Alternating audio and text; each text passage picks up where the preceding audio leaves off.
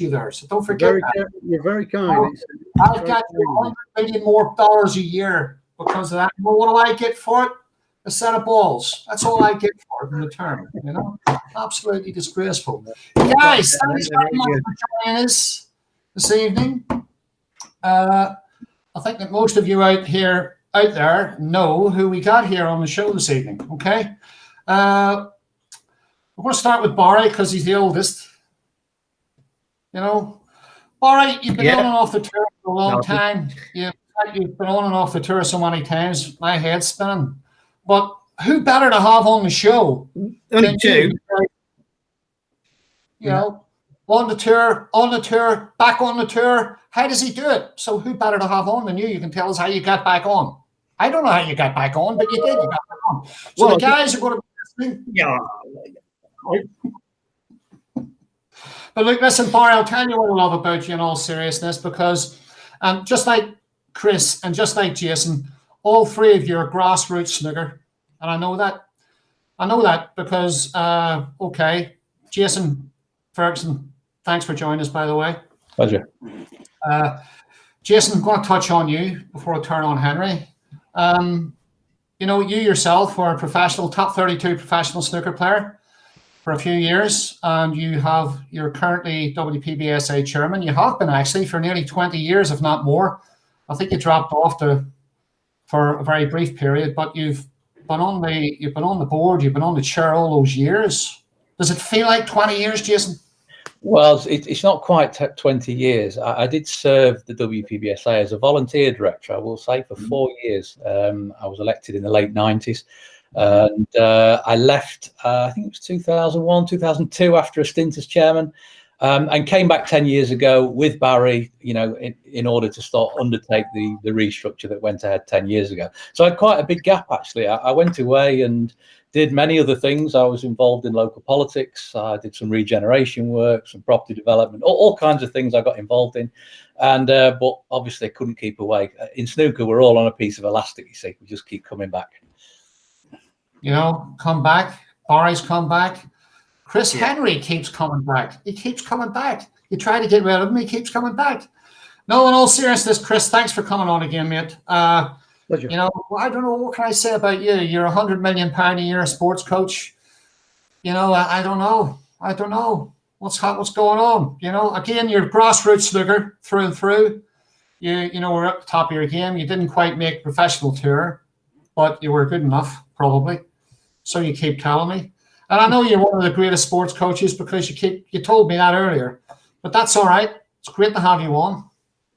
Right, guys, look, we're here to talk about some very simple things this evening, and they may be quite simple things maybe to us to think about, but there's a lot of players, a lot of snooker players out there who are thinking about going to Q school. They're thinking about getting on the professional tour. And we're going to try and answer some of those questions this evening. Okay. As I say, it's about Q school and the tour. And the questions are like, you know, am I ready for Q school? Can I make a living on the tour? These are the issues we're going to talk about. And, you know, we're going to be touching on a lot of other things as well. Hopefully it'll help the guys out there make some decisions, help them think a wee bit and clear a few things up, you know. Now, Jason, I'm going to start with you. All right. I would say out of maybe all of us, I mean, you know, you understand too well the difficulties and the processes of players going to Q school and then eventually getting on a tour or getting a tour card. Let's start with a question on Q school. What are the things they need to consider pre-Q school? What are the things the players need to think about? Well, I think, I mean, it's interesting. There are so many ways to get on the tour these days. It's very tough when you get on there. Let's be honest. You know, you spoke earlier about Barry being on and off the tour. That's how tough it is. It's a fine line. But actually, there are various routes to get on the tour. That could be a pathway through national governing bodies to regional events. Could be to the WSF Championships, the World Amateur Championships, and so on. But the Q School is the one. It's the one format which is open to everybody. It's completely open. You're not stuck or tied into some kind of structure. if you were an aspiring snooker player out there, this is your ticket to the end, because to play in that Q school is one chance to earn that professional status. But you could be a part-time player, you could be somebody who just aspires, you could be somebody who dreams of it, knows you're good enough, but can't afford to perhaps play on a circuit somewhere or travel to various events. This is a one-off. It's a one hit. You arrive, you can play. If you qualify, fantastic. It's life-changing. If you don't, you will go back to your life, whether that be education, whether it be a working environment, whether it be a club you run, whatever it is. That's why Q School works. It's open to everybody. And there are enough places from it. There are a minimum of 14 places from Q School this year. Top 12, that will be 3 events back to back, 4 places from the first event, 4 from the second, 4 from the third, and there will be at least an additional 2 further places to top up this year. So it is a great opportunity. And look, it's an evolving system. Q School last year was brutal.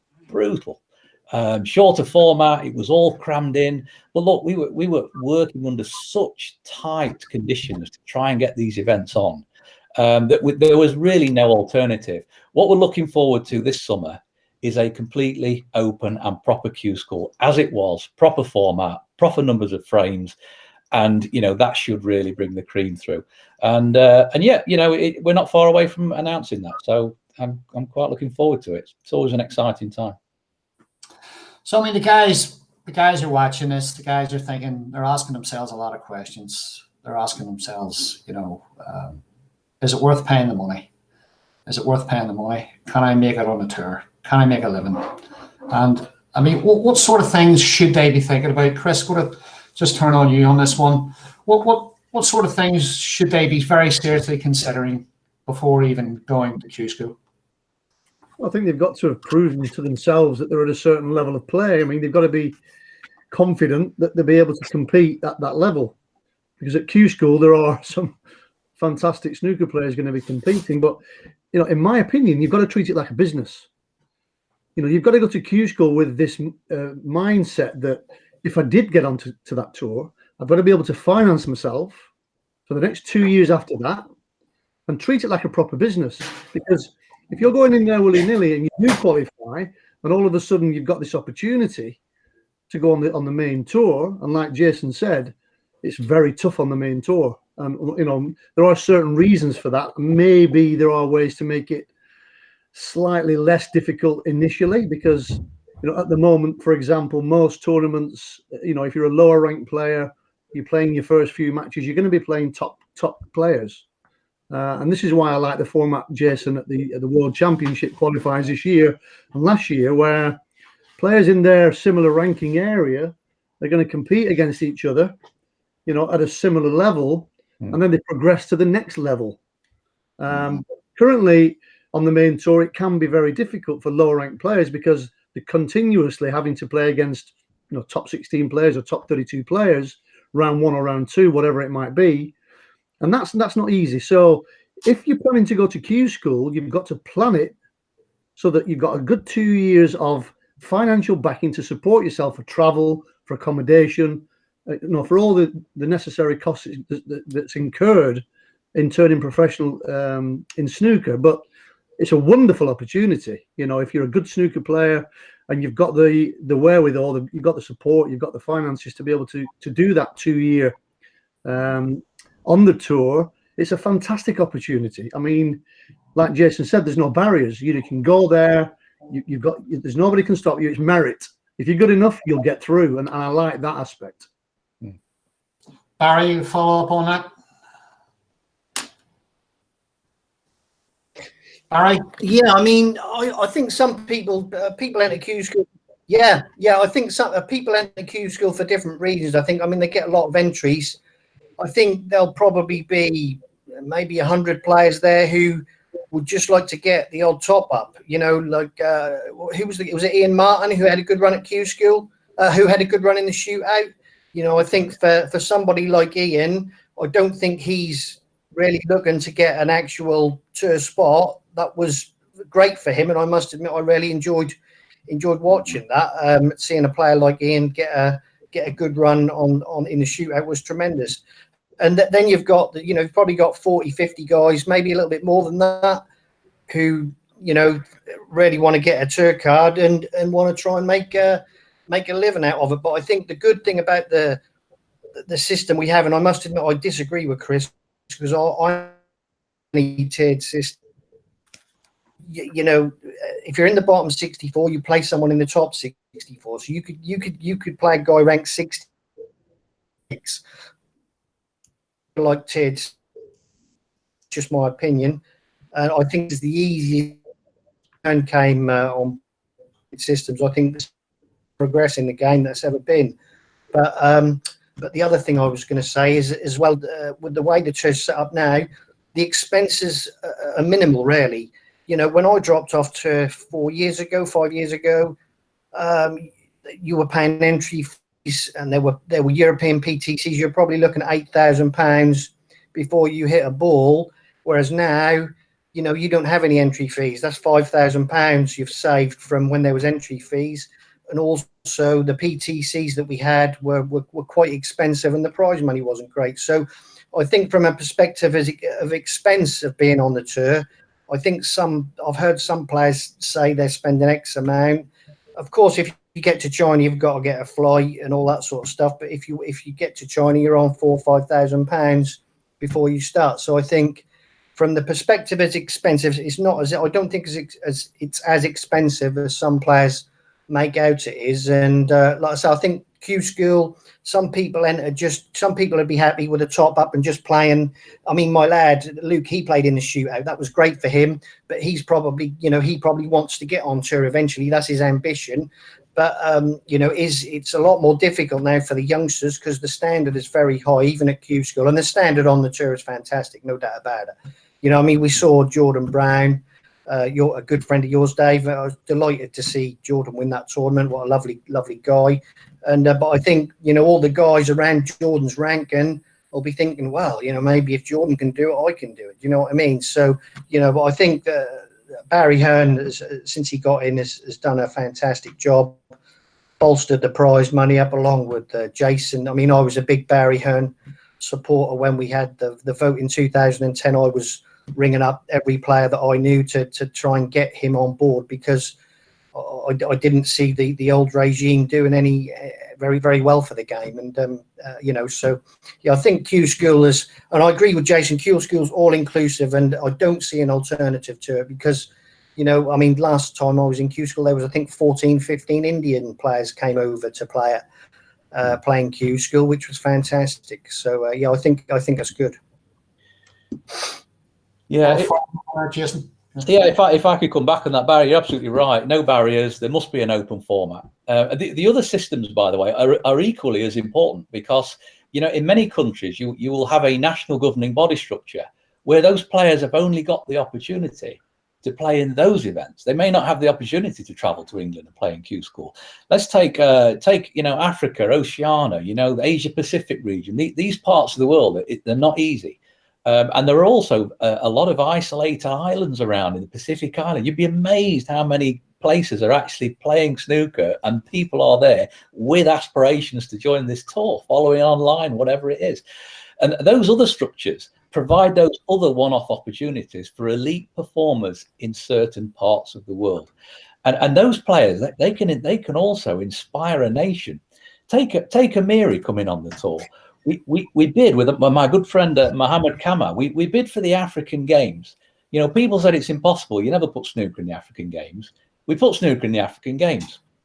He did a fantastic job. It was overwhelming to see the growth of snooker in Morocco. And Chris, I think you've been out there coaching, I'm sure, at some point.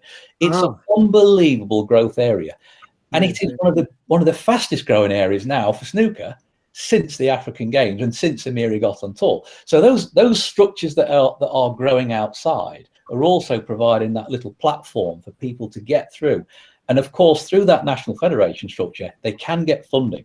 They will, very often players will get funding in national championships to play in regional championships, and then in regional championships to join the tour. So we have to get the balance right. There has to be a mix of tours, a mix of national federations where funding is available, and a mix of those people that say, do you know what?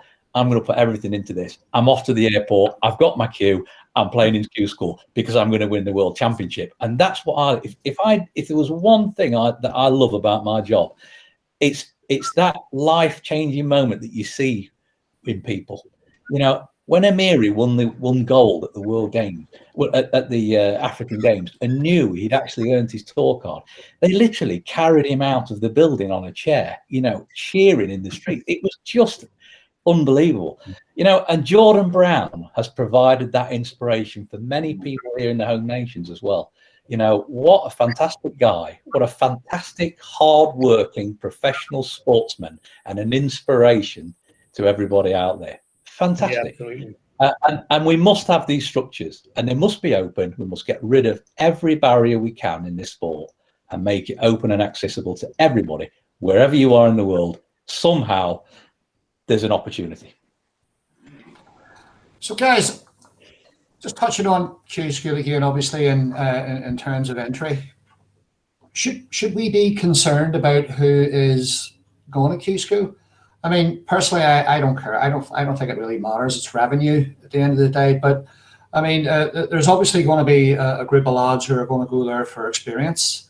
There's going to be perhaps maybe a group of seniors players who are just going for a bit of experience. Perhaps some professional. Obviously, we're going to get the professionals who have dropped on the tour go back on. But should we be looking at standards in terms of entries? Start with you, Chris. It's a good point. Listen, people, if they've got aspirations, if they've got a desire to go and compete and play, then you know why. Just on that point, Jason, is there a limit to the amount of players that can actually play in Q School? I don't know if there's a. No. Is it unlimited? No. If we have to have more events, more matches, we'll make it happen. Right. Okay. Yeah. I understand what you're saying, Dave, because you know you could get the case where somebody's literally his standards nowhere near the level that it needs to be to turn professional. But you know, how can you control that? I think that's very difficult to control. It also, you know, you get the situation where it makes it easier for other players to continue on into the next round, for example. You know, there's that aspect of it, but that's the draw. I mean, the draw's completely neutral as well, so you can't really point at that. How would you have a system to let's say police that situation where are you good enough to be able to come to Q School and compete at this level? I think it's very difficult to do that. Barry? Yeah, I think the short answer is no. I mean, you can't. I don't think you can stop anybody entering Q School. You know, everybody knows there's players at Q School who probably won't win a match, but for them, for them just to enter Q School and play an ex-pro would be fantastic for them. They would love it, and they're willing to pay £1,000 or whatever it is, 600, £800 to do that. Then that's fair enough, in my opinion. You know, I'm sure with darts Q School 650 entries, I'm sure some of those darts players, they're not really good enough to be darts pros. But if they want to have a crack at it, then you know I think that's fair enough. You just got to let anyone who wants to enter. Yeah. I think it's very similar, Dave, to back in the early 90s when you could just turn professional. I think it's a similar kind of thing, isn't it? You know, you could just pay to get on to go and try and qualify for tournaments. It's a similar kind of situation. You can't really do much about that. If somebody wants to have a go, then you know they're going to have a go. And yeah, that's correct. There's other things just before we go on to you there, Jason. Just a couple of wee things I wanted to throw in there just before we come back to you. We have DCMS, you know, Department of Culture and Sport, who perhaps maybe don't recognise snooker as a sport in so many ways. But if we had their support in that respect, then maybe there could be other funding options for some of the lads who can't afford to pay £1,000. You know, so that's just taking us off slightly, but staying on the same subject matter. Let me come in on that subject, Dave, because this is very close to my heart. I mean, but first of all, the UK government and the Office for the DCMS do recognise snooker as a sport. I can also tell you that they do recognise the WPBSA as the authority in the sport, as a UK-based world governing body, not a national governing body. They do recognise it, and I can tell you that because the sports minister told me himself. That is clear. So that situation is simple. What is not so simple is how the funding structures work in sport. If you go into many sports, you will go into a national governing body structure, and very often those structures will be funded. And when I say funded, that may be the facilities themselves funded. Biggest fundamental problem for this sport is accessibility for facilities in the UK. We don't see this problem quite so much in many countries, but actually in the UK, you generally, if you're at school, you will get pushed into football, rugby, cricket, nothing against these other sports. Not everybody is good at those sports. When I left school, I was 15. I was the worst sportsman in my school. It's a fact. My games teacher told me. But I was the only person to leave that year and become a professional sportsman. Now, that tells me there's a fundamental problem in those pathways into the sport at elite level. So it has to start at school. It has to start in education. It has to start in those national structures. The national structures are driven through national governing bodies, Sport England, which is the office which the DCMS pass everything to in relation to sport. I can tell you that the DCMS have looked at our sport recently, and they are very much on side. And I can tell you that they are very warm to what's happening in this sport. So much so that we are now in direct dialogue with Sport England over many things. That may be funding. It's how is the sport officially recognised? We have an application in. There's an application into Sport England currently running about the official recognition of a national governing body. It's a potential game changer because the access to funding later on for facilities, it wouldn't come to us, but people, independent operators will be able to access more funding to start sports facilities in snooker in the future. That is what has to change. That's the starting position for everything we're talking about of bringing people through elite status. We've seen that the will is there to play when we've done schools programs. Hundreds of school children playing snooker on small tables in schools, 40% of which turned out to be girls. It's there, it's ready. The sport's growing year after year after year. We've got to attack these great groups. And Jason, very, very important points, but I think the only issue I have is if DCMS and Sports England recognise snooker as a sport, why aren't they letting the clubs open on the 12th of April? They're allowing indoor sports clubs to open, have other facilities, but why don't they recognise snooker as a sport or a leisure facility and allow those clubs to open? Listen, I couldn't agree with you more. In terms of snooker, we are a sport. There's no question of it. But actually, in the licensing of snooker clubs and the licensing and operation, legal operating conditions for snooker clubs falls under licensing laws. It doesn't fall under sports facilities. There's the fundamental principle that we come back to when I started the conversation. If it starts as a sports facility, it is then a sports facility, and it's not a licensed premises. Unfortunately, we're in a situation. I have to tell you, there are unbelievable club operators in this country. The one thing people have respect for in this country, the snooker club operators. I don't know how many clubs are on our 147 club now, maybe 80 or so clubs, but there are so many clubs that are run well and are operating well, inside a format, running events, running leagues, running training, running junior clubs, so many good clubs, and they are fighting to stay open because they don't have the same advantage as some other sports facilities might have. That might be a difference in rateable values, it might be a difference in funding for that facility, it might be equipment funding, whatever it is. We have to tackle that fundamental principle. We have to be a national recognized sport in a national recognized structure. We've seen this work. I do go on a bit, so you have to stop me, but we've seen this working. When we went out to Asia and we started developing in China, we didn't go in at the top and say, right, we're going to put a major event on television, we're going to make a load of prize money for our players, and we're going to leave, and we're going to come back next year and we're going to do the same again. We didn't do that. We went in at the bottom with the government, right at the very bottom, and we built the sport from the bottom up. Now we can go into any city in China, speak to the local government, as an official recognised sport on their platform, produce major events, produce school programs, university programs, anything. It's a very powerful thing when you get it right. And you know, if there's one job I could ever leave this sport for, I've been around a long time, as you know, it would be to change that globally so that this sport is the same as any Olympic sport out there and gets the same benefits. And I will fight, you know, tooth and nail to make that happen. Barry, do you want to follow up on that?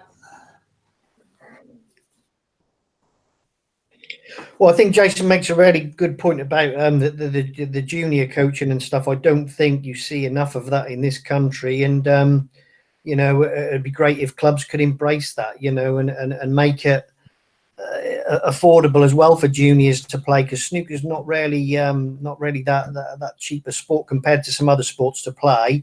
I mean, I'm hoping to get involved in a club very soon, and I'll be hoping to do some junior stuff in there to encourage juniors play. But I mean, it's interesting that Jason said that how they did the job in China. I wasn't aware of that, and that sounds like a smart thing to do. You know, because we saw in the 90s World Snooker go into places and having these big tournaments, spending lots of money, and they didn't get much back from it. But you know, certainly investing in the youth has got to be the way forward.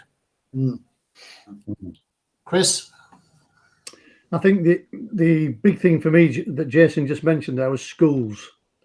I think that is the place that we've got to really be good at. You know, I think Chris Little, Jason, correct me if I'm wrong, I think he takes snooker tables into schools now, and there's a project going on, WPBSA backed, about educating children about snooker and the benefits, you know, the social side of it, the arithmetic side. There's so many benefits, you know, for kids to improve in different areas by learning to play snooker. And it's great that, you know, WPBSA are giving this opportunity for kids to get involved. And I've also seen, Jason, at certain tournaments where schools are coming to tournaments, you know, in the foyer where the tables are, and you know, Chris is running certain events and challenges and letting kids get involved. I think if you do that in schools, which I believe in China is very, very strong, you know, and that's probably one of the reasons why snooker is so popular in China, is that the kids learn about snooker when they're young and they get into it.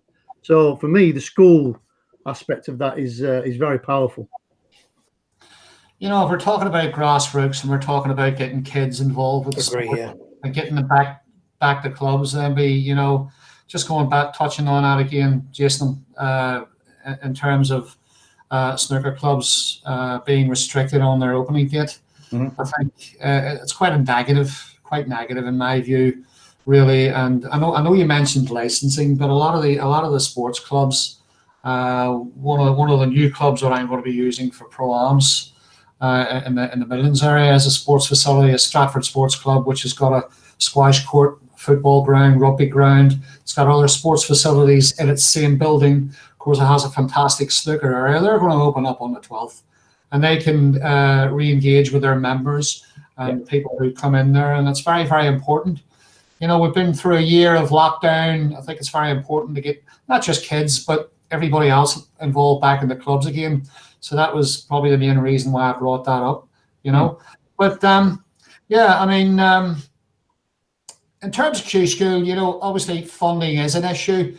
But Jason, just going back to yourself again, I mean, is there anything that, I mean, we're going to have occasions where we're going to have a lot of kids come through with a lot of ability, you know, a lot of potential, and these are perhaps maybe UK kids who and don't have the funding. Is there anything you think that World Snooker could perhaps maybe do to help some of these kids get through?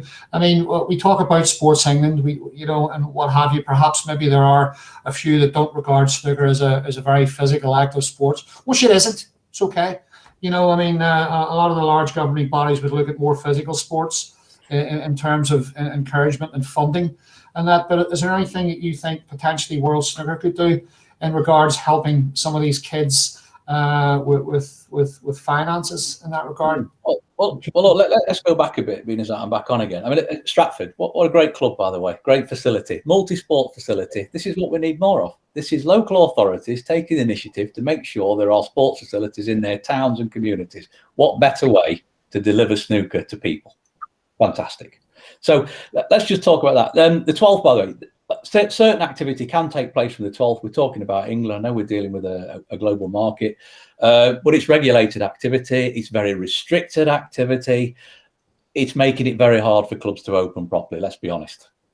So it doesn't matter what sport you're in. Opening under those restrictions, extremely challenging, very difficult.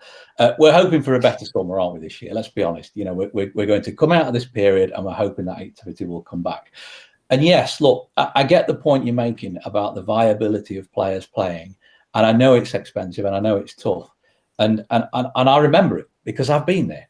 I came through it, and you know what? You just need your break, and your break is whether you're good enough or not. You know, I'm sorry to say it, but it is a test of ability, this, and that ability will come through. You know, and those that have got that ability will stay around, and they'll keep producing. When you look at the Mark Williams of this world, it's his birthday today, by the way. Happy birthday, Mark. You know, when you look at players like that, they've been around a long time. They've had that break, and when we created the flat draws, which we talked about earlier. Many players went, that's not right, because we've earned our place. They thrived in it. They said, this is great. This is how we're going to stay at the top of this sport. We're going to keep playing all the ones that are coming through. And they relished it. And Higgins, Williams, they keep performing at that level. In terms of funding, we come back to the same principle. The World Snooker Tour is there to provide the opportunity. There's around £15 million available in prize money. Barry intimated earlier, there is no entry fees. There is no barrier to entry now if you turn professional. And in fact, in winning some amateur events now, you now get bonuses to start your career off. Take the World Snooker Federation Championship. It's the biggest amateur event in the world now, the junior event and the open event. There's a percentage of prize money which is paid out when you join the World Snooker Tour. It's a pathway. It's created as a pathway to the tour. That payment is made to the player a few weeks before they join the World Snooker Tour. They don't start the tour without anything to get started with, and they don't need to win many matches, by the way, to make it viable at that point. So you know that the opportunity is there from World Snooker. The WPBSA sits at the side of World Snooker, of course. I know we're a major stakeholder in the commercial rights, but actually at the side, the WPBSA, working with the national governing bodies around the world, is trying to create those structures where that funding is available for those people to come through the system. And again, that is why we're seeing an influx of people coming from certain parts of the world. Asia creates funded athletes to play at elite level in this sport. We don't get that for English players because we're not on that English Sport England recognition. So we're back to the same argument about how you come into this sport. We have to change the fundamental principle of the grassroots and how you come into the sport first. That's it. At that point, UK sport, there are two bodies in the UK. We talked about DCMS. DCMS passed the grassroots activities to Sport England. UK sport is there to fund elite performance at international level for events like the Olympic Games, the Commonwealth Games, and so on. Elite pathways are available in most sports in this country. Paid elite pathways where players would be on salaries, expenses, backed with a team, nutrition experts, you know, smart coaches like Chris, you know, behind them, driving them, you know, pushing them on. Those opportunities are there, but they're not actually there in our sport yet. And that's what we've got to change. And we'll only do that by going through the right processes, dealing with the right people, dealing with the right office, to all the boxes. That's why all our schemes, that's why the English Association is now got outside accredited schemes. Coaching scheme is accredited by outside bodies who are recognised by Sport England. The referee scheme is going down the same route. We are accrediting systems so that every box is ticked to take this sport where it needs to be, because I believe in it 100%. Chris? Well, I mean, I'm agreeing with everything Jason's saying. It all just makes a lot of sense. One very interesting thing that just happened recently, which I personally think is a brilliant thing, and that's two female snooker players have been invited onto the main tour. You know, and there's been a lot of negative response to that from different corners.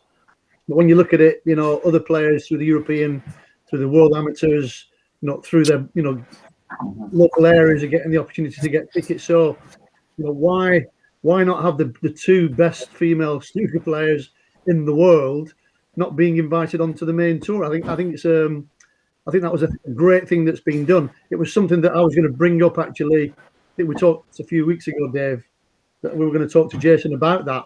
Is there a possibility in the future that, World Snooker could invite one or two females onto the tour, the top of their sport, their game? And I think that's really, really positive what's been done. I think, just before I go on to Barry on that one, I think I'm probably a little bit negative about that, lads, to be completely honest with you, because it's only because that I just feel personally that, the credits for the tour, the credits or the wild cards and that are perhaps becoming a little bit redundant. In my view, I think there's something that just needs to be looked at a little bit carefully. That's all. I'm certainly not in support of ladies. Ladies are, in my view, the ladies' game has progressed a lot. It's great to see, the likes of Rian and many others coming through. But I would rather see them perhaps maybe earn that card through Q School rather than coming on as from that perspective.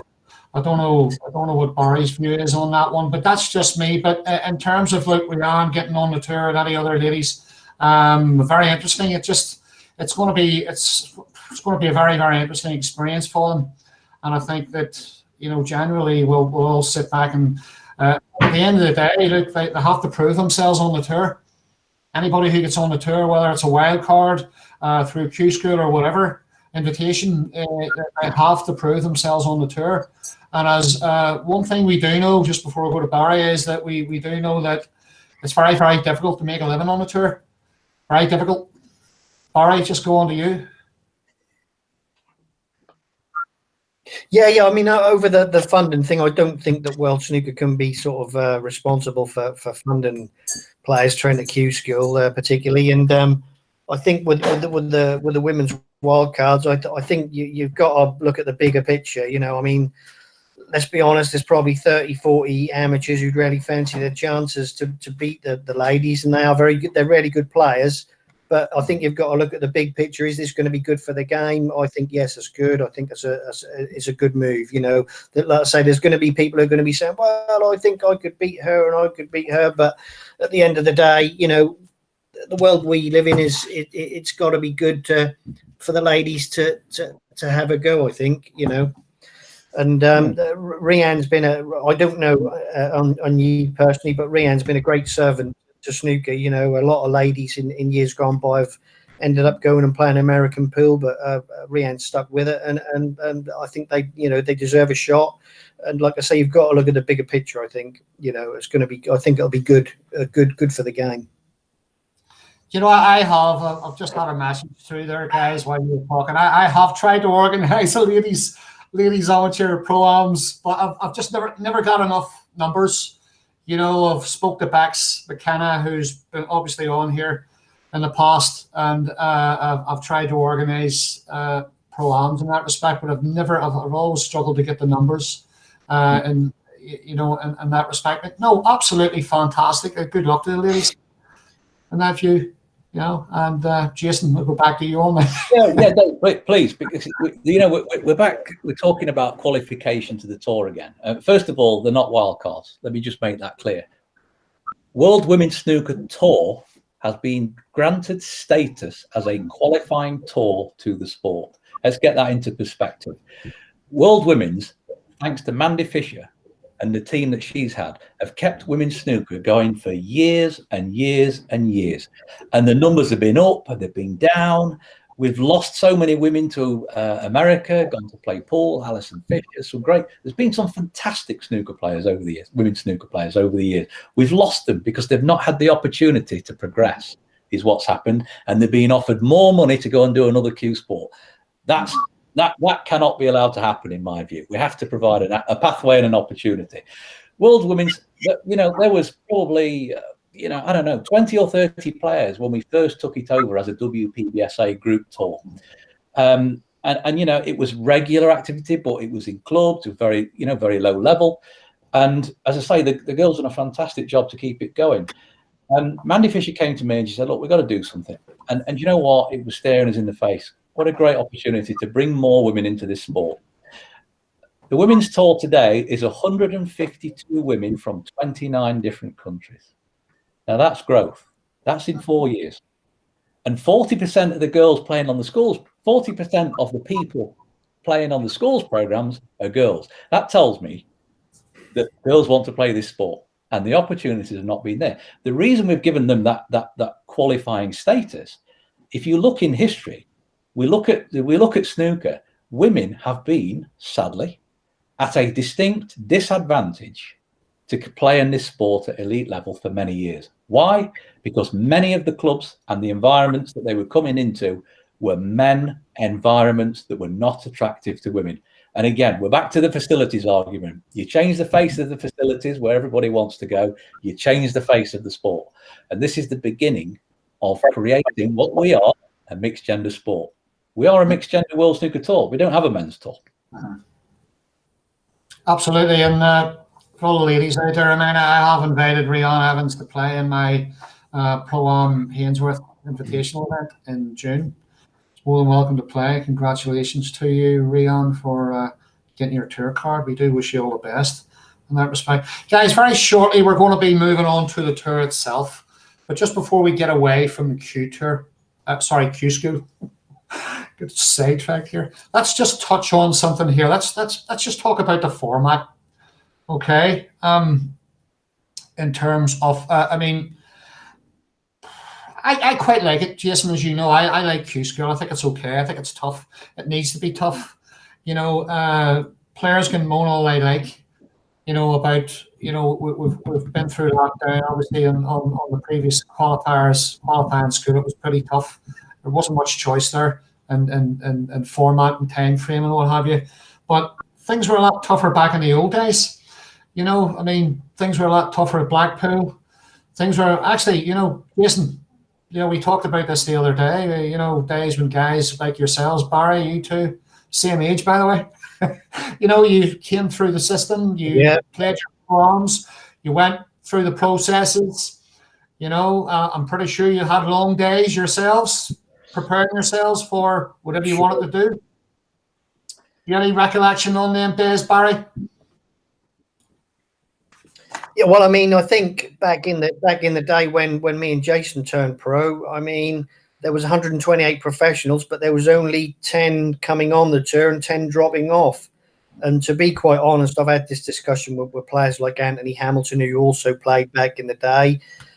You know, a top amateur would have been as good as a pro rank 30 in the world. Probably you could possibly go higher than that, because there was the way that the program was very closed. It was a very, you know, severe system. In the rank and point system, the tiered draw, it was all kind of set up by the players who were running the game, and it wasn't set up. It was almost like they didn't want the amateurs to come into the game. But what happened was there was a massive amateur circuit, and the amateurs were playing 50 tournaments a season.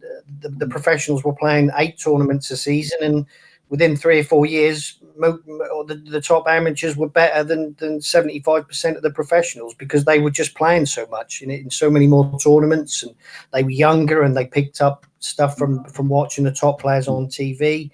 And but now, of course, we've got a system where, you know, they're letting more people in every year rather than less. And I think, looking forward, maybe for a few years in the future, they might have to think about maybe making tour numbers bigger, because you're getting a lot of very good young players who are finding it difficult to actually get on the tour, especially from emerging countries.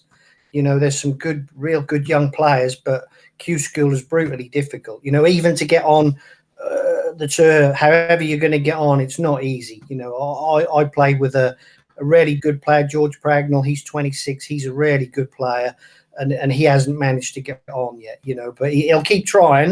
The opportunity's there, but it's just so much more difficult to get, you know, the pro game has just got so much strength in depth. You know, I think a guy ranked anywhere in the world now would have been top 32 in the late 1980s. No danger, absolutely no danger, you know, so the game's just moved on tremendously. They want They want to play 3 weeks at Q School, or would they rather have played, what was it, 3 months at Blackpool? Yeah, maybe just a question for Jason. I think Gary Lees mentioned that, didn't he? Well, Why would you want to play 3 months in Blackpool, which is going to incur lots more costs, of course. This is very short, it's quick. You're going to get your qualifiers very, very fast, which is very, very positive. Jason, is there a potential? I mean, I work in golf, in professional golf, and they have a challenge tour. So they've got the main tour, and then they've got a challenge tour where, there's players trying to get onto that main tour, and they've got a season as well of tournaments, which I think is a very good thing. Yeah, I think you're right. For me, it's all about activity, and there's been, if we go back in history, it was 1990, it was a year after I turned pro, when the game actually opened up.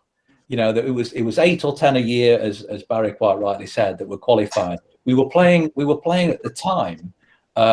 We were playing four big amateur events a year. You had to get in the top 8 to get in the playoffs. And there were only 8 in and 8 out each year. Very close shop, as Barry said. Fundamentally flawed decision of the WPBSA, in my opinion, was to totally open the game up in one hit. It killed the amateur game. A week before, people were playing. I remember playing as an amateur. Barry will remember this. We used to practice together. I'm sure he remembers. Yeah.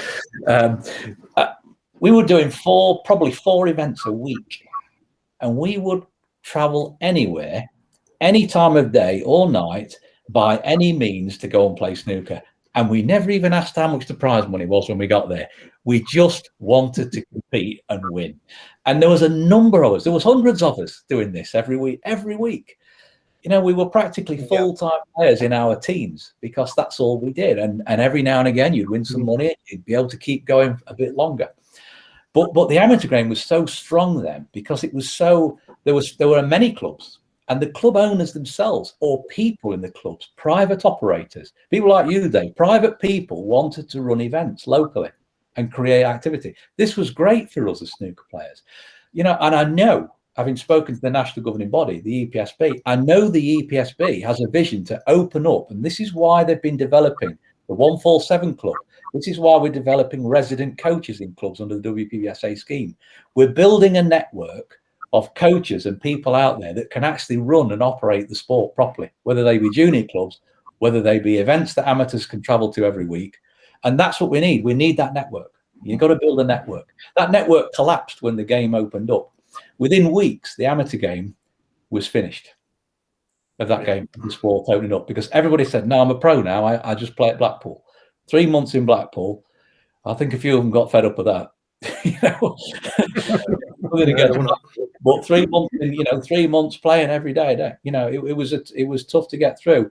And now what we've done, that we've come back, we've almost created that, but as a separate item, Q School. It's a separate standalone Blackpool, isn't it? Really, and as you've said, Chris, and I think I think the system works, but you have to have the other pathways alongside it to make it fair. So I think as the network grows, Chris, to answer your question, yes, the view is to build up. We had taken Q Tour, or the Challenge Tour, was a World Snooker Initiative, when it started out. That was passed over to the WPBSA last year, and the WPBSA Sports Development Team. We've developed scoring structures with systems to operate these events. The view was to build that Challenge Tour properly and start it at very elite level, so that those that were not quite on the tour would have a season to play in. Yeah, and that is still the vision, is the answer. And could we expand that to a fourth event, Jason? Sorry, Dave. Could we expand the Q School to a fourth event? I think it'll depend. I mean, let's have a look. Let's get entries open. Let's have a look at it first. For now, the plan is to open, is to do 3 events with a further 2 places, probably off the order of merit. If that expands and gets huge, then obviously we'll have to look at it. But what you have also got to look at, and here was the other fundamental flaw in the WPBSA's decision to open the sport up. We then found that the WPBSA was working every hour it had, operating 3 or 4 months of Blackpool qualifiers. So that stopped us going around the world and doing other things. That qualifying has to work simultaneously with the World Snooker Tour, because quite frankly, there's that much activity in the world, and there's that much demand for snooker in growth, I think you could end up eventually with, every week of the year snooker will be on, and there will be underlying tours going on everywhere in the world all the time. And it's got to grow steadily. And there's been some great links on the screen here, actually. Dave, I'm not trying to take over your show, I promise. But, as I see here, South America, great comment on here from South America. Look at this junior academy here. The mention here, FISU. This is the Federation of Internationally Student. This is the Student Games. This is another great comment here, because if we can get these pathways sorted out, the universities can have facilities. We can be holding things all over the place in high quality facilities if we get these things right. We did a World University Snooker Championships as a test in Nanjing Audit University in China 2 years ago. It was a huge success. And the demand is enormous. Snooker's already now on the university program in England. It is now a recognized university sport as of this year. Not many people will know that. You can go to university now, do a degree, and be a snooker player as well. I like that. That's progress.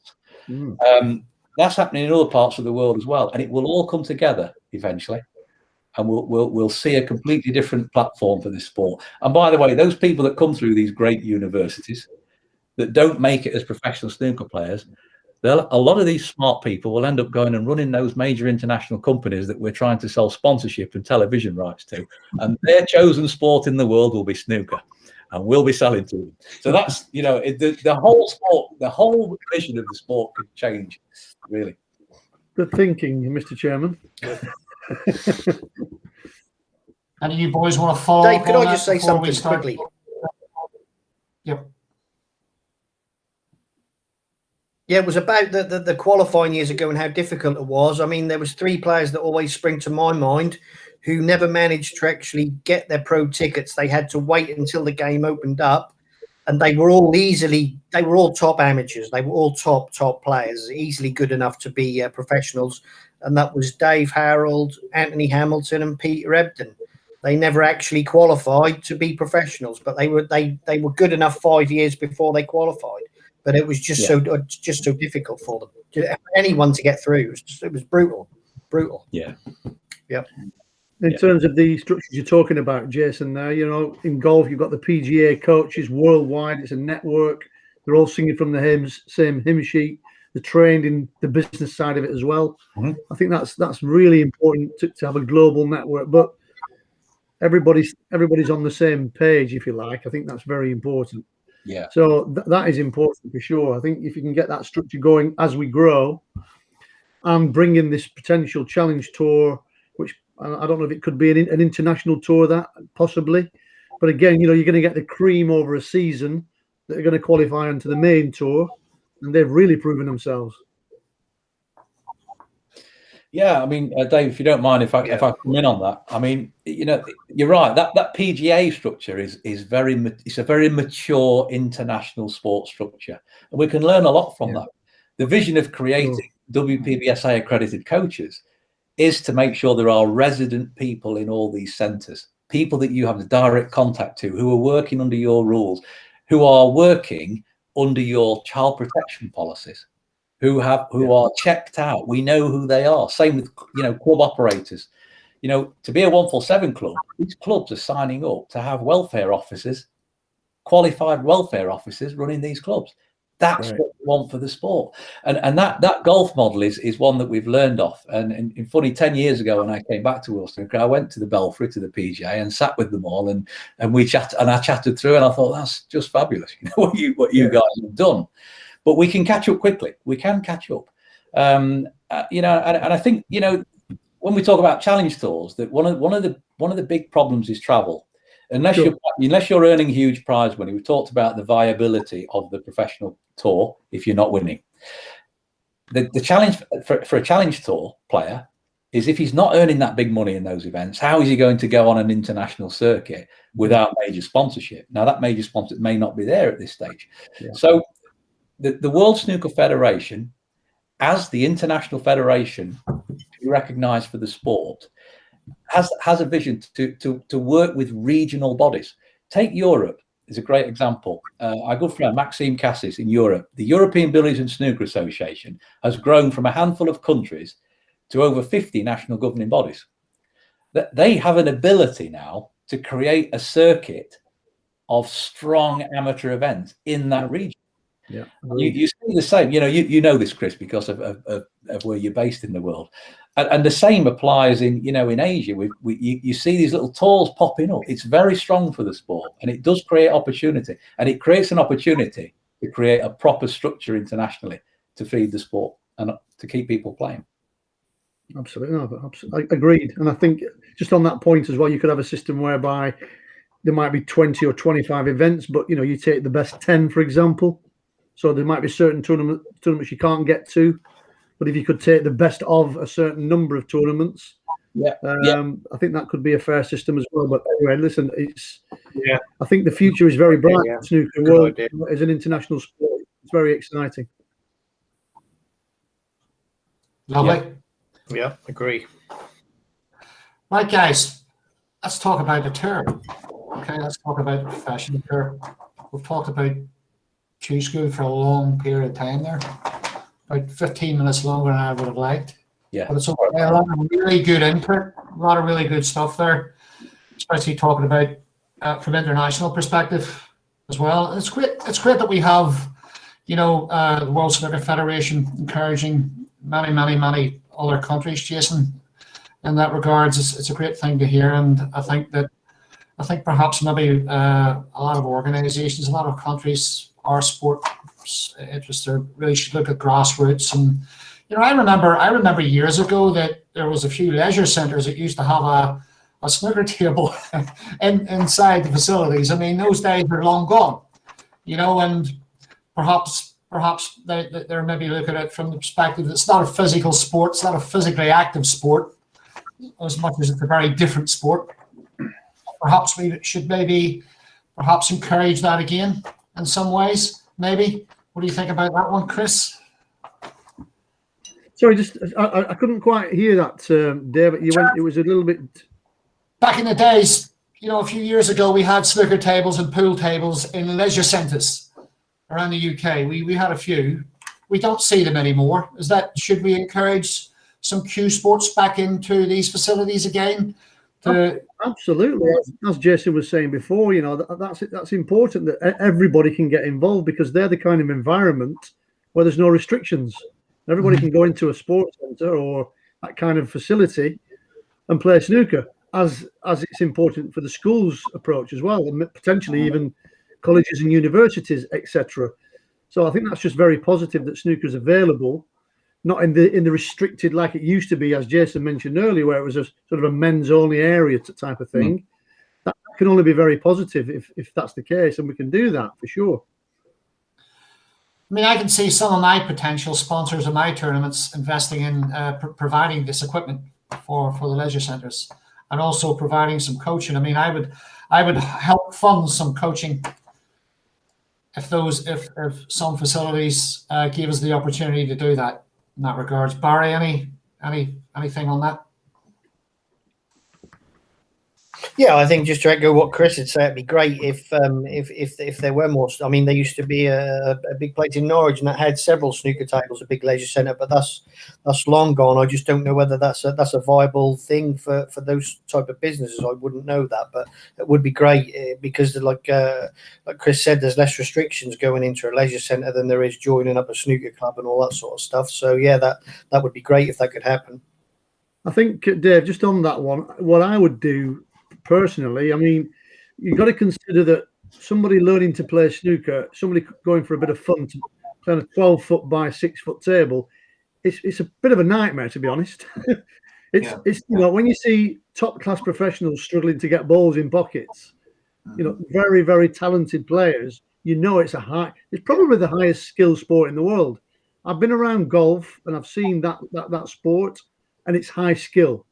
But snooker is particularly high skill. It's incredible.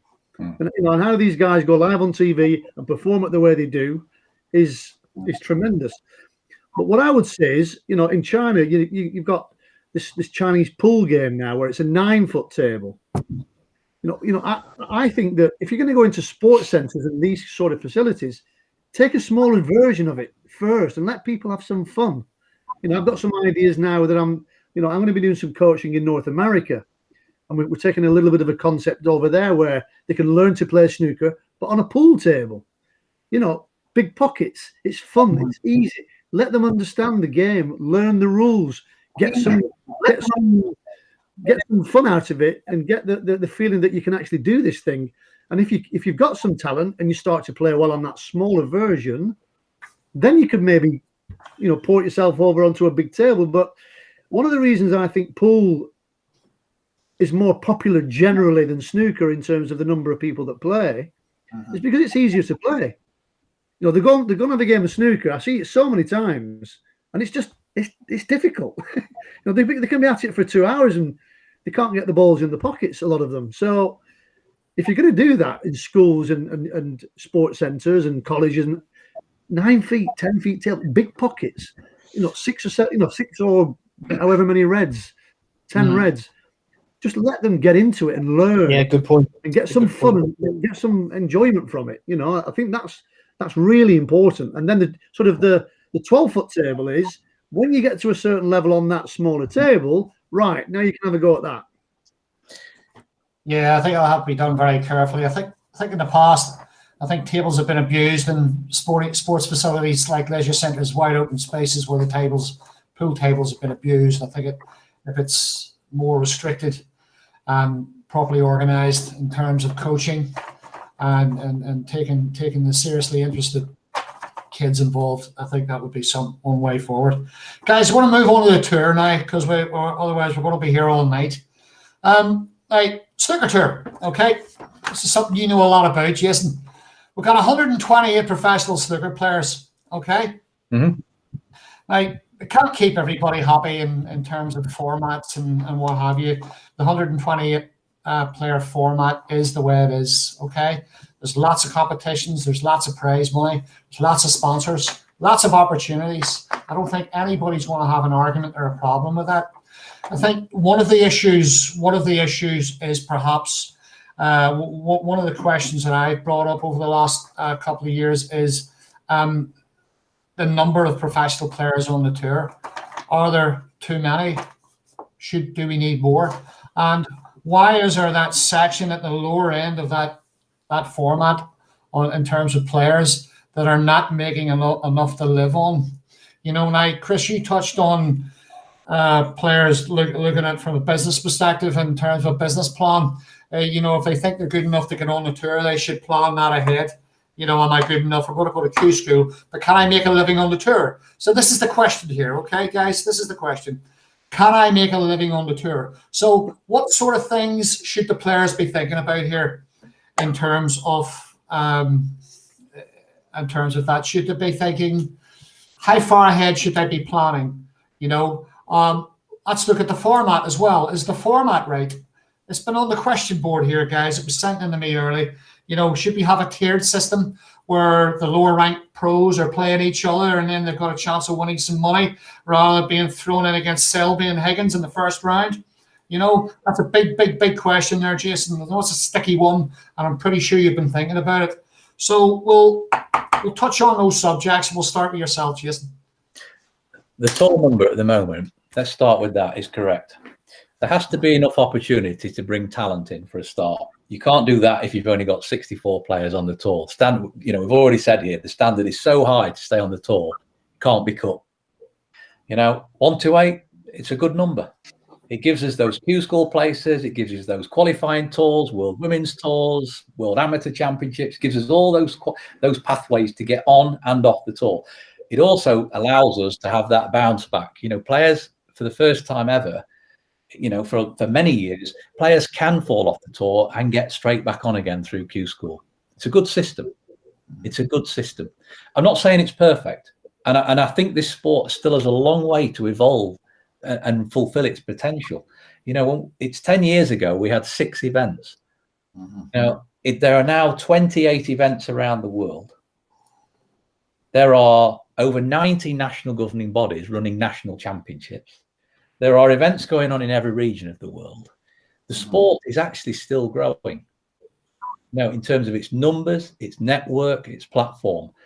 Being watched on television, the television signal is now going to well over 150 countries from our events. And the signal reaches 1.6 billion homes around the world. It must be one of the biggest television platforms of any sport in the world. And I have to tell you, I'm very proud of it. So where it is now, that's great. Okay. But that is the starting point of being able to feed the sport properly and put all the infrastructure in, because we can only grow from a profitable position. Like same as any business, you can't grow a business from losing money and borrowing money. You can only grow a business by creating profits and reinvesting those profits in the right place. Our structure of the World Snooker Tour reinvests 26% of that money through the WPBSA into sports development plans. WPBSA is a not-for-profit organisation. Let's just get that right. World Snooker is the commercial arm. 26% of that money comes in and gets reinvested in the grassroots. And that is what's creating, the growth on the ground. And that we have to carefully consider where we make those investments every year, because it's really important. Jason, the most important people here are the players. Okay, for me, it's about the players. You've got 128 professionals. You've got 64 plus another maybe 25 players who are making a reasonable living on the tour. Top 64 guys are making enough to live on. Let's look at those bottom 64. Okay, there's going to be a group at the bottom of that tour who are really going to struggle with the current format. Okay, now have you considered making changes to that format? Are there other options? I mean, the tiered system, for example, where a lot of the players are very concerned about who they're going to get, who they're going to draw. They're going to draw Selby, Higgins. I mean, these are very, very important issues. What are your views on this? Dave, it's about a balance of different structures. The World Snooker Tour, every event is not the same. For a start, the seeding structures are different in all events. Some events are shorter formats, some events are longer formats. Also, we do have a tiered system. We have a tiered system in the World Championship, which by far is the largest ranking event in the world. So that does create a different formula. So we are mixing it up a little bit. The principle of making flat draws for everything was a starting position. Now it's evolving a little bit. As we bring the new event in Saudi, that again will have a slightly tiered structure, and it will be a very big event. So, it is a balance. I get it that it's tough at the bottom, but let me tell you the other advantage with the system that we've got now. You could turn professional next week. You could be on the main television table, day one of your snooker career, wearing your logo of your sponsor or whoever it might be. That's never been achievable in this sport under the old system. It took you 2 years to get through the system and get on the center stage. And when you got there, you were like a rabbit in the headlights because you'd never played on a television table before. Trust me, I know. And what we've got here is we are throwing people in at the deep end. They are playing against the Selbys. Listen, it's tough. Nobody said it was going to be easy. It's professional sport, and it has to be brutal as well, because that's what makes it entertaining. But when you do get those results, let's go back to Jordan Brown. Great guy that he is. He should get an extra mention tonight. Inspirational player. Wow. So, look, he's inspired. He's one of those players that's come in and found it tough. He has been playing those players. Guess what? He's good enough. He won a major ranking event. He made it, and he learned very quickly, by the way, quicker than many. And there will be a turnover of players.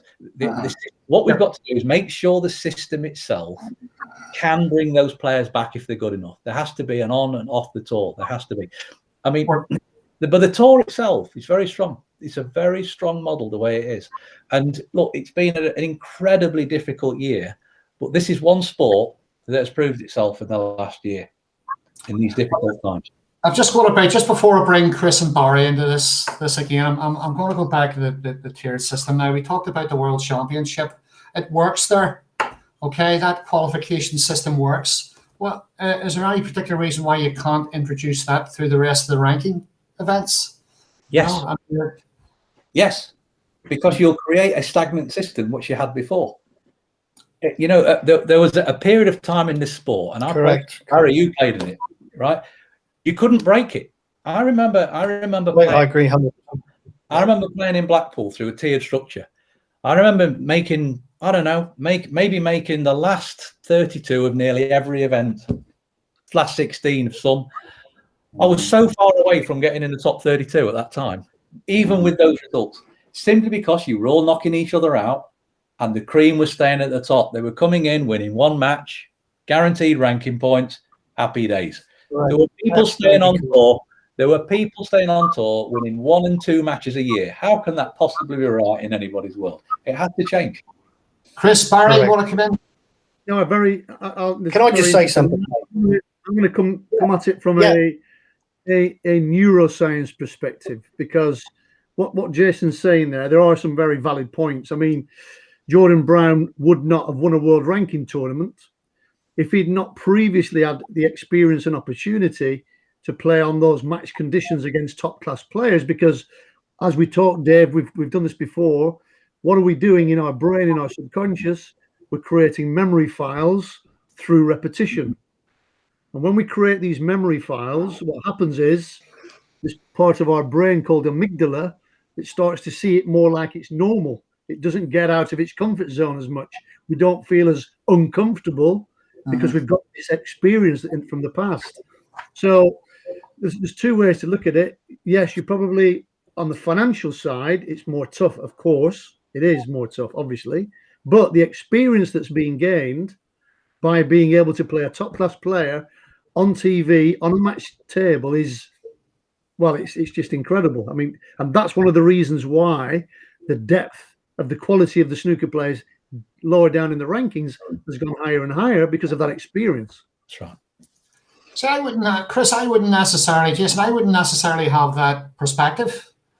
You know, I mean, I'm obviously too old to be a professional snooker player, but, you know, I do think in terms of a business plan, I'd be thinking about making a living. I wouldn't be thinking about getting underneath the big lights and playing Ronnie in round 2.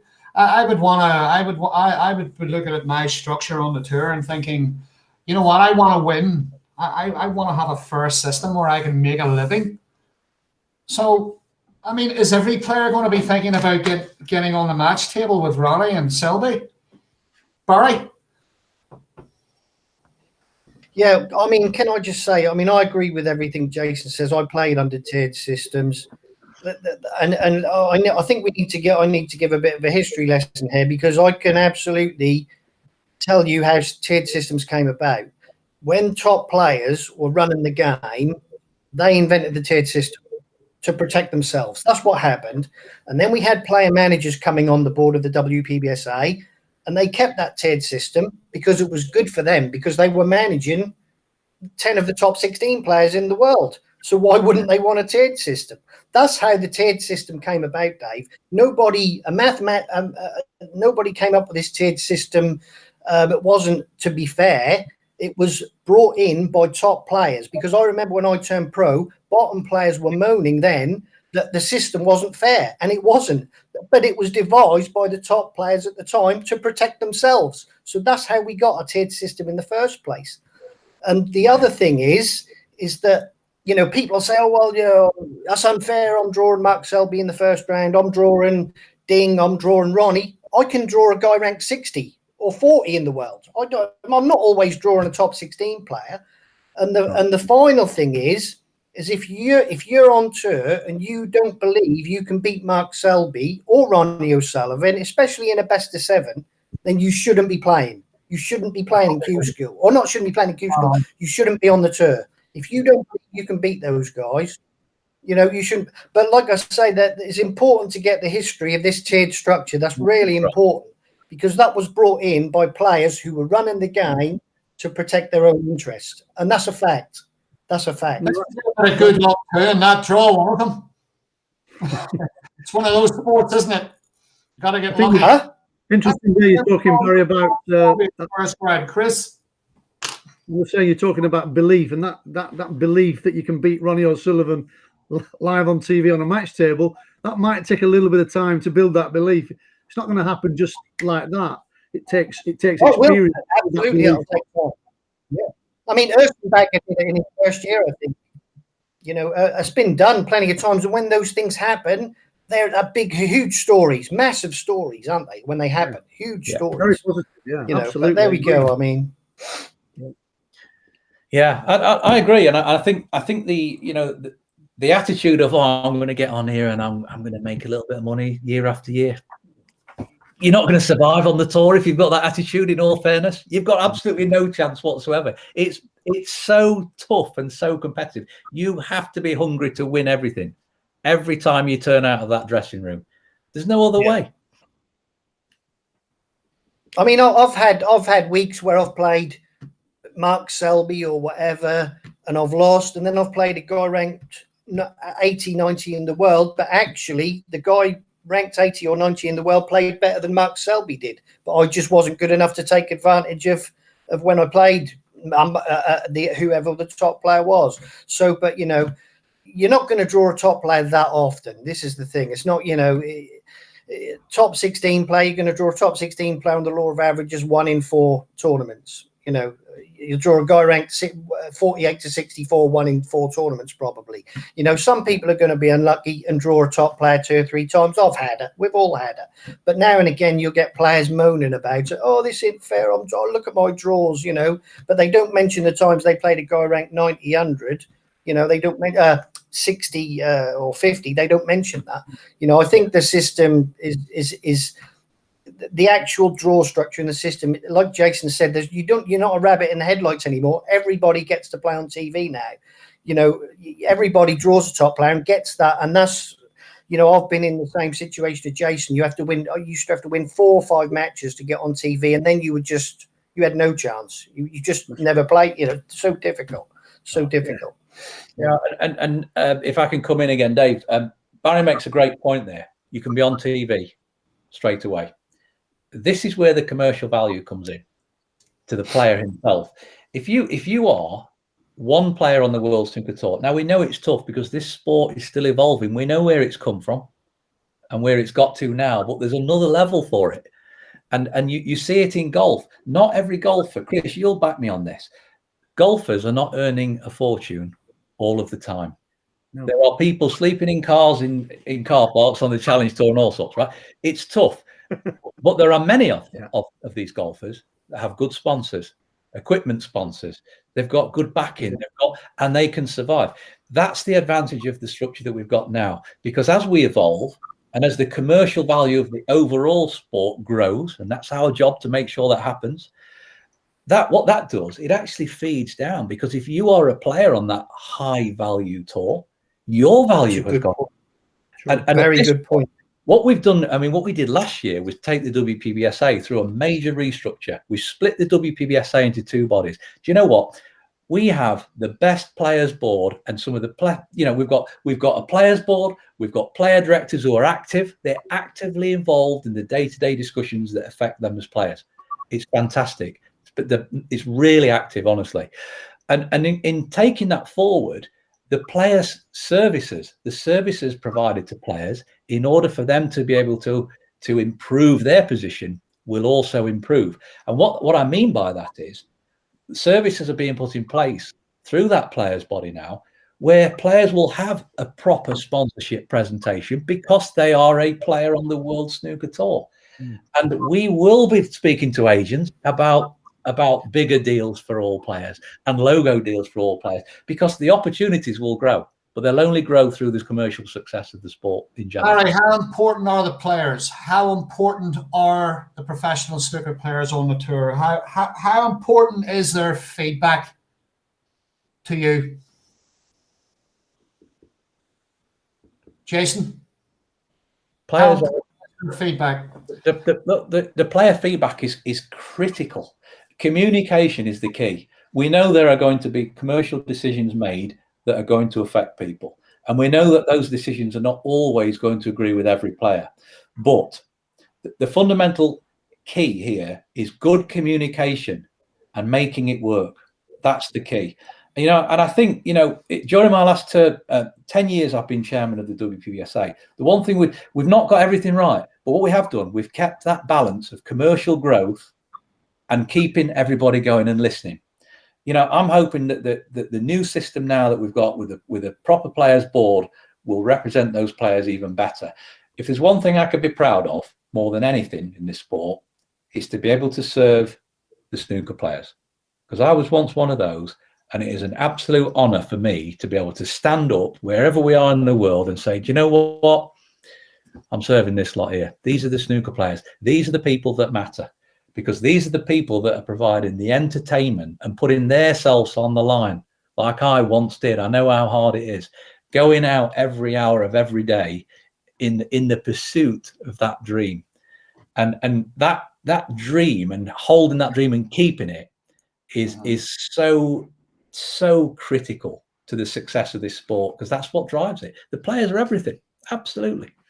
Chris, how important are the players and their feedback in your view? Well, Jason's basically said it all there. It's critical because, you know, like Jason's saying, these are the guys that are entertaining. They're the guys going out there, putting themselves in those situations, and they can be very stressful. You know, it's also, you know, they're spending generally, obviously, in the last sort of 12, 18 months, it's not been the case, but they're away from home a lot of the times as well. And I think their feedback in terms of how things are being run is critical, you know, to improving the services that the WPBSA are providing to them. You know, they've got to get that information through. So when the players obviously go through the players' representation and that information gets back to you, I mean, if players have a view or have a very important concern about anything, whether it's competitions or decisions made by WPBSA, is it better for them to go to their representation and discuss it and come together? What is the process? How do they go about it? What we want is good constructive feedback from everybody, whether it be good feedback or bad feedback. And we want to create the forum for that to happen. That's what the Players Board is all about now. The Players Board, player directors, plus the chief executive, who is purely there in that service capacity to that Players Board and the players. That's Neil Tompkins, and that service has already stepped up this year. I mean, one of the things that's happened this year, we managed to get everybody back to the UK during lockdown to play in the World Snooker Championship. Every single player in the world, wherever you were stranded, got the opportunity to come back and compete under our path of getting people in through our travel processes and everything. That support is critical. The feedback needs to go through the Players Board. Players Board, the key about the Players Board is we've done over the years, I've done endless players meetings, our annual general meetings. Usually I'm looking around the room trying to find a quorum so I can open the meeting. I'm very often, I haven't got enough people to even run the meeting, never mind holding it. But that's not a criticism of the players. It's actually because they're too busy. They're practicing and they want to play snooker. So we're trying to create a forum where people are on the ground with them, their own people, their own peers. That feedback will go through much quicker if it goes through the players' body. So are these monthly meetings, Jason? I mean, do you have monthly meetings with the players' representation, or what, or as and when, or what? The Players Board now will have a degree of independence. They will have their own meetings, and they will have their own meetings with players. And some of that feedback will come back to me as chairman of the governing body, and some of that feedback will go to the operations team at World Snooker, because it may be an operational matter. And it could be simple things like a table or a cloth or a ball. It could be major structural changes where World Snooker and the WPBSA will consult on what the future looks like. We do listen. Sometimes people think we don't. Sometimes things can't be changed overnight, and sometimes it's probably, it might not be the right thing to change, but we do consult on it and we do listen.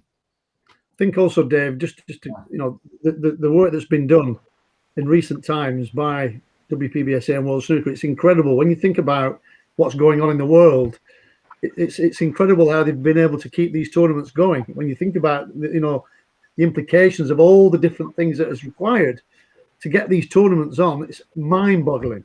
So hats off to you guys, Jason. I don't know what it's been like, but it must have been very challenging.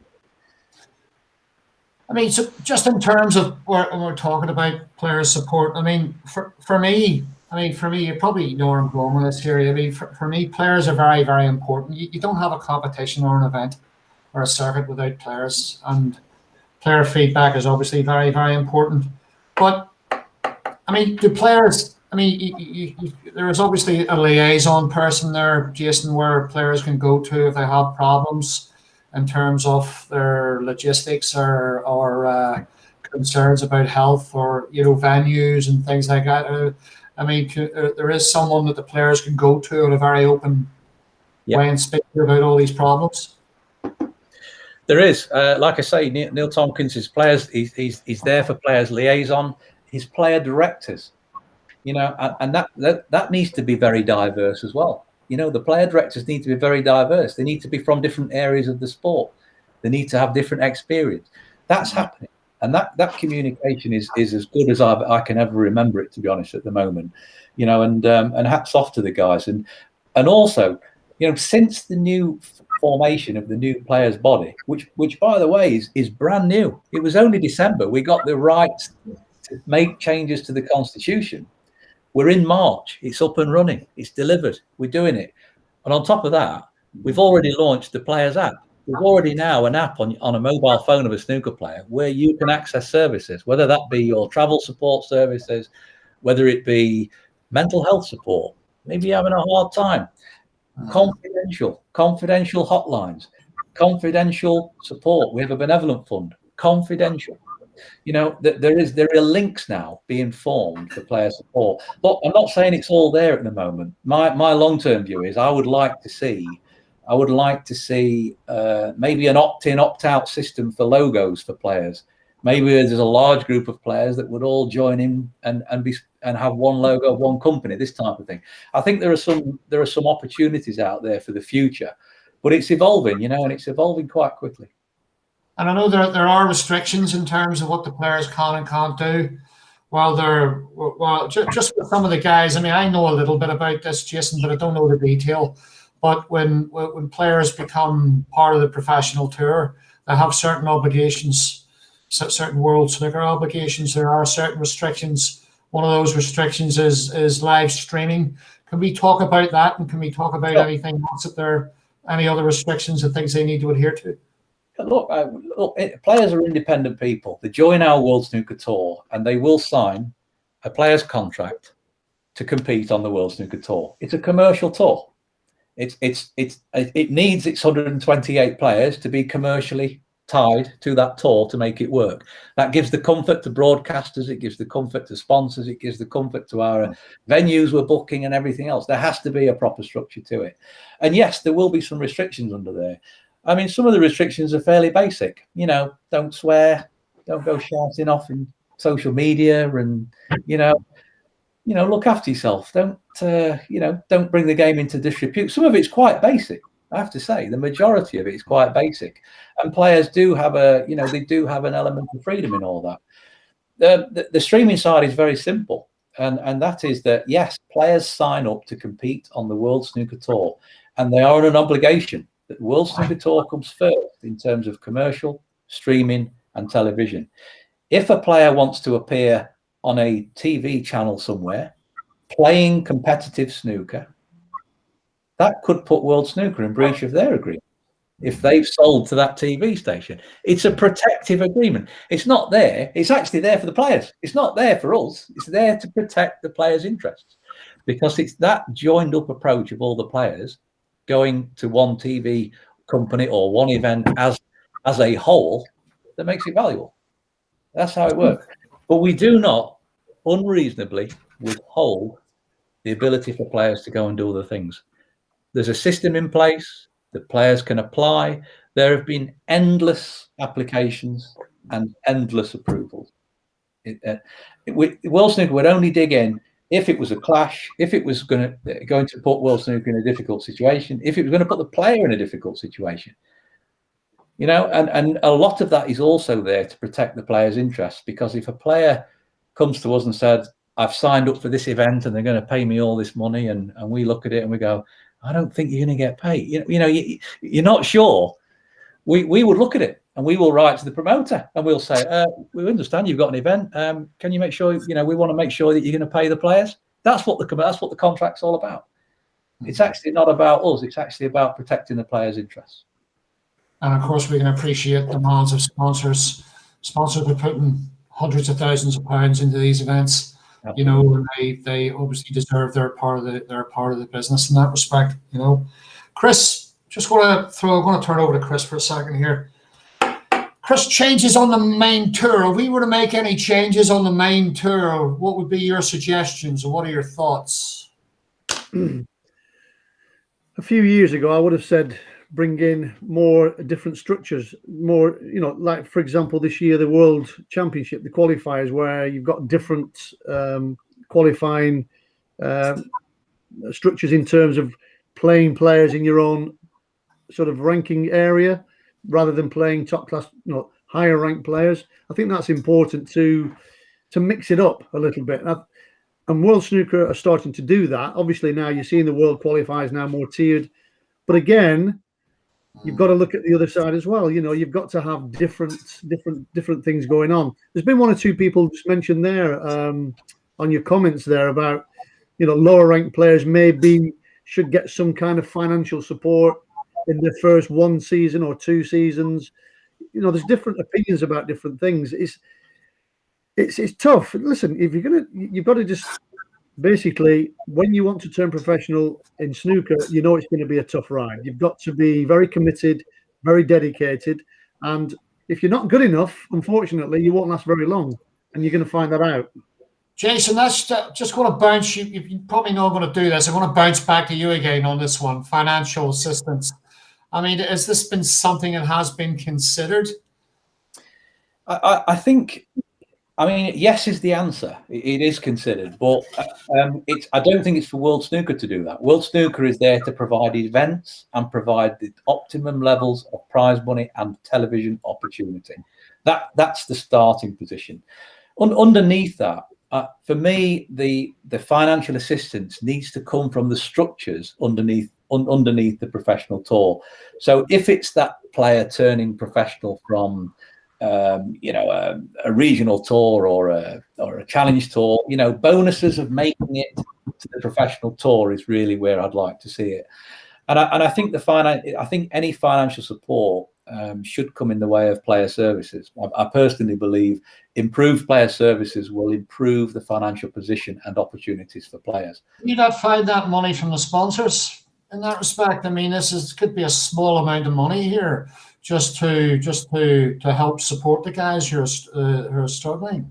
Well, you say that, but actually, what the sponsors want is to deliver the optimum levels at the end. Look, I think what sponsors would like to do is that winner takes it all. Maybe we've got a structure which comes down, and every sponsor would be different, of course. Whether that's a sponsor that just wants the big number, or is it a sponsor that wants a series of events, or there's so many different opportunities there. But for me, the opportunities need to come from either the qualification structure, so a player can afford to start out, and that's where I firmly believe, which is why we did that in the World Snooker Federation. We also were going to implement that to the Q Tour, by the way, through the Challenge Tour. Unfortunately, times as they are, we didn't get that on. That was the same process. So, and again, if there's an opportunity there where logos and things are available to players when they turn professional, that would be my perfect scenario, perfect outcome.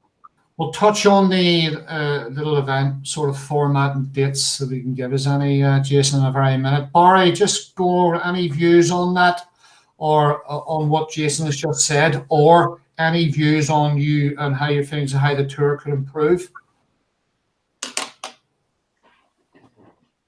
Yeah, I think that as Chris just touched on it, there was a few comments in the things, and this comes up on social media a lot. And I'm at pains to suggest it because I'm one of the lower ranked guys. I've lost a lot of first rounds recently, but I'm thinking more of the younger guys are coming on tour. A lot of the times we're playing for £5,000, £5,000 for the winner, nothing for the runner up. It just seems to me the powers that be could slice that cake up, maybe £4,500 to the winner, £500 to the runner up. I mean, even if it was that, to give the guys down the bottom just to cover their expenses. I mean, I know this is something that has been talked about before, and some people are dead set against it. But I suggested this a couple of times in recent meetings, and I don't think there's a need to play for £5,000, £5,000 or nothing. I mean, just go 4,500 and 500. I think even some of the top players would agree with that. You know, I think some of the guys at the top would say, well, look, that's fair enough. You know, so and so's gone to drive to Wales or he's had to get a flight from Northern Ireland to Wales. You know, if he gets 500 quid for losing first round and take it off the guy who wins. I even know of a story of a player who played in the World Championships, and I think it was £8,000 to the winner, nothing to the runner-up. And he had such a good match with someone. This was the winner of the match. He texted the guy who lost, and he gave him some money. He offered him some money. He said, "Look, that was a great match. I feel," and that's a true story. That is, he actually gave the loser some money, believe it or not. But I think that's something that. It's just slicing the. I mean, you're not even taking it. You are taking it. Obviously, you're taking some money off the first round winner to give to the first round loser. But I think, you know, sometimes I'll see on social media and you see the guys right down the bottom who haven't barely won a match and they haven't earned anything. I don't think that's a good look for the game either. I don't think that looks good. But you know, everything else, I think the draw structures I think open draws are fantastic, and I'll always go back to the point as how tiered structures came about. They came about by top players. They invented tiered structures, and then we had managers who were running the game or on the boards of game. They kept the tiered structures and made them even more tiered because it was good for them. It was good for their business, you know. So I think the open structures, I'm always going to be a big fan of them, you know, always. You know. What would Barry Hearn? How would Barry Hearn answer that question that you just asked? Well, I know. I mean, I hate to go say anything against Barry Hearn because, like I say, in 2010, I was one of the guys who was responsible for drumming up votes to get Barry on board because I could see what the board before would do, and I was in meetings with them. You know, the game was on its knees. So Barry Hearn is, along with Jason, Barry Hearn was responsible for saving the game as far as I'm concerned. But Barry Hearn would say, you don't pay losers. You know, you don't pay. That's what he'd say. And maybe that's fair enough, you know, but I'm really echoing what the comments are. And you do see it online. You'll see a guy play on TV, have a really good match, lose 4-3 to a top player, and he doesn't get anything. You know, but I'm not saying it has to be like that. I'm just saying you could slice the cake up a little bit. You know? I think it's a good point. You know, he's been involved in, you know, providing entertainment, hasn't he? In a way, you've got to consider that he's created entertainment for a lot of people there. You know, and so that makes sense. On the back and he gets. Congratulations to Mark Williams for winning the Pro Series. He's just won the Pro Series on his birthday. On his birthday. Oh, well done. Well done. Yeah, happy birthday. Yeah, happy birthday. Your friends. Yeah, nice birthday present. Nice. Jason, but as far as you know, like I said, as soon as we can, Jason. Sorry, Dave. Just follow up on that. Yeah, it's been.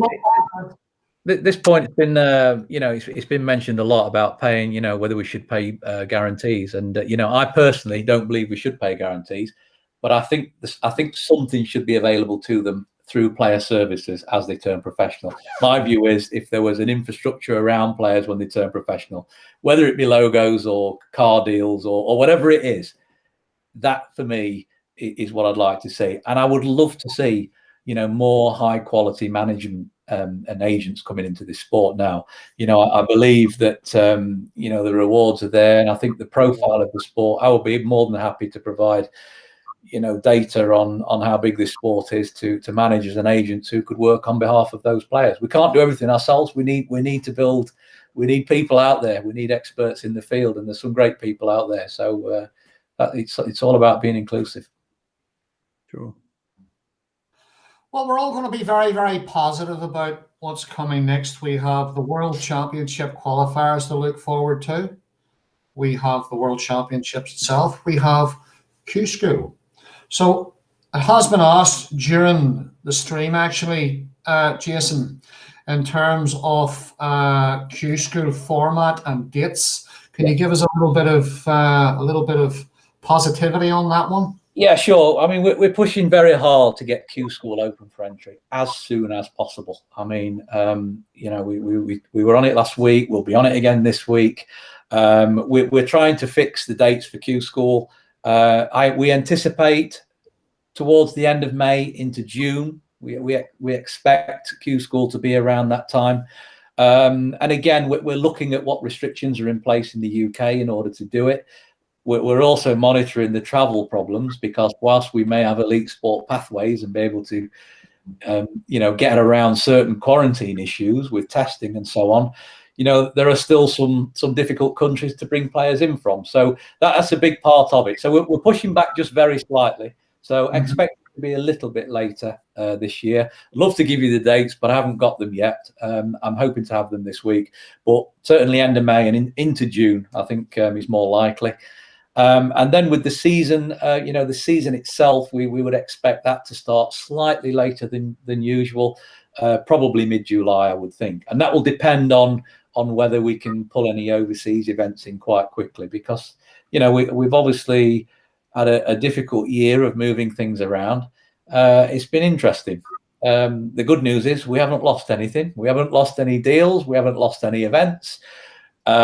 In fact, we've extended many contracts, and the sport's still growing despite the difficulties. So, you know, it's huge challenges putting events on, and the biggest challenge is the calendar. You know, being able to sort that situation out. I'd love to give more to the players, because, you know, I'm inundated with calls as well. People saying, "Oh, I need to do this, I need to book that," of course, and it's difficult. But look, as soon as possible, we may get entry open without even knowing which venue we're using. We're really pushing hard to get dates. World Snooker Federation Championships, is that going to go ahead in Australia? Yeah, we're planning to do that in Australia in January 2022. Great team on the ground there. Big shout out to Barry and his team down there at the Australian Federation and the Oceania, which is now called Asia Pacific. And there's a great academy there in Adelaide in South Australia, which we were planning to use. Talking about the amateur game and one of the problems we've got, we touched on it earlier, the lack of facilities. You know, I'm a big believer that the amateur game should grow through existing facilities. You know, we shouldn't be, the amateur sport shouldn't be trying to go into venues, putting huge numbers of tables in. It's just completely unrealistic. So we're trying to create existing facilities, and a huge thanks to Malta, the Malta Billiards and Snooker Association have developed their own academy. We've been back there twice now to do activities. Fantastic job. Ivan Brinkat, new president there, fantastic team. And they've got existing facilities. There's a proper facility there where you can run qualifying. You know, that's the kind of thing we want to see growing around the world. So we're looking for facilities wherever you are in the world. Malta's a beautiful country, but Drago's there. Yeah. Still playing to a high standard as well, still, that boy. Look, he's a lovely lad, and he you know, when I first started running pro-ams, he came over and he played and he beat the best of them, you know. You know, he was a pain in the ass, but he was just a pleasure to have him in the club, you know. Great to get rid of him too, you know. Anyway, that's fantastic. Guys, we're going to wind this up very, very shortly. Okay, it's been a fantastic stream. Lots of good feedback. And Jason, thanks for being very forthcoming with a lot of the answers. In that regard, there is a question actually that came in a bit earlier. It's hard to keep up with everything, especially when you're live on Facebook and YouTube at the same time.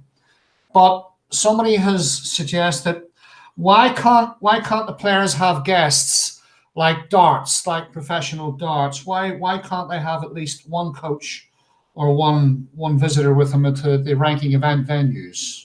Yeah, I mean, look, we were operating under COVID protocols. We're operating under restrictions. These restrictions are not laid down by us. We're complying to restrictions, and we are pushing as far as we can. We did actually approve that a coach could go with a player. And Chris, I know this affects you directly. I know you've asked the question. A coach can go with a player or a guest, one guest, when we're down to 16 players in an event at this moment in time. We expect that to get a lot easier. Now, look, it's restrictive, it's tight, it's tough, but believe me, you cannot believe how tough it is for these guys on the ground running these events. We are under scrutiny from local health safety, from the government's, departments. We're under huge scrutiny, and that scrutiny has produced an exemplary record, which is why we've been granted status as pilot status for the World Snooker Championship, the only indoor sport, and very early as well, from the 17th of April. So that, we've got to stay within those guidelines, and it's not us really. We're trying everything to make the players' lives easier. Is it the case for the Crucible, Jason? Are players officially now informed that they can invite a guest or a coach to the World Championship? We expect that will be the case, Chris. We are in talks with local health and safety there. We are in talks with the government's health and safety as well, because that is being run as a pilot event. Now there's another department involved, of course. But we do expect that one guest would be able to go at this stage. So just a quick question. Sorry, Dave, but as a coach to, as you term it, an elite sport player, would I have any advantage in terms of the quarantine if I came from Belgium to the UK now to attend the World Snooker Championship? How would that affect my quarantine? Would there be any difference than normal? There is an ability for if a player nominates you as his coach attending as a guest, there's an ability for you to travel in as that elite sport, as part of that elite sport. But you would have to go through the same process, the same testing regime, the same quarantine, same hotel overnight if we have to do it. So the processes are there to be able to help with that, Chris.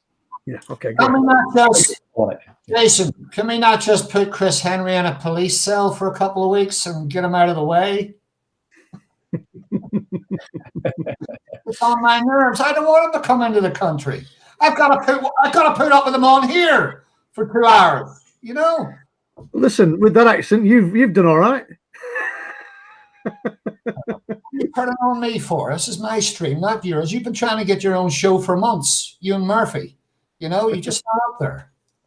Guys, I hope that this has provided a bit of information for all the guys who are interested in going to Q School. I hope it's given you some thoughts, some ideas, whatever. It's been a really good Q&A, good stream.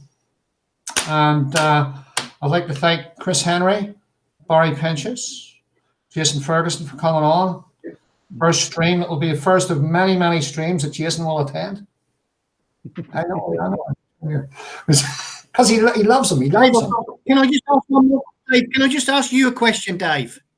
Oh, Dave. Yes. I just want to ask you one question. Yeah. Yep. There's a comment in the comments and it says, "Excuse my ignorance, but who is the Irish guy called Dave? I'm nobody. Who is he?" I'm nobody. The producer of the program. The producer of this program. That's from the comment. Just from the streets. He gave me a microphone and he says, "You sound funny. Come in and do the streams." That's the answer to that question. Okay. Okay, Dave. Guys, thank you. Thanks very much for joining us. Good to see you guys. Thanks. One of the reasons why we have. Join us again next week when we'll have 3 more idiots talking about snooker. I'd rather watch a film or go for a meal. But there we go. Have everything in life,